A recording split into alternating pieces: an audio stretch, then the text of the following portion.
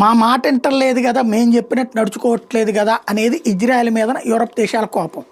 వాళ్ళ బానిస కాదు ఇజ్రాయెల్.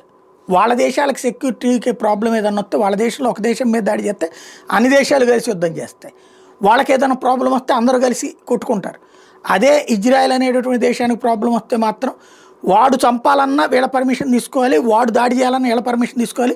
వాళ్ళకి ప్రమాదం ఉందంటే వీళ్ళు చర్చిస్తుంటారు. అదేందో వీళ్ళ అబ్బసొత్తులాగా ఫీల్ అవుతుంటారు అనమాట.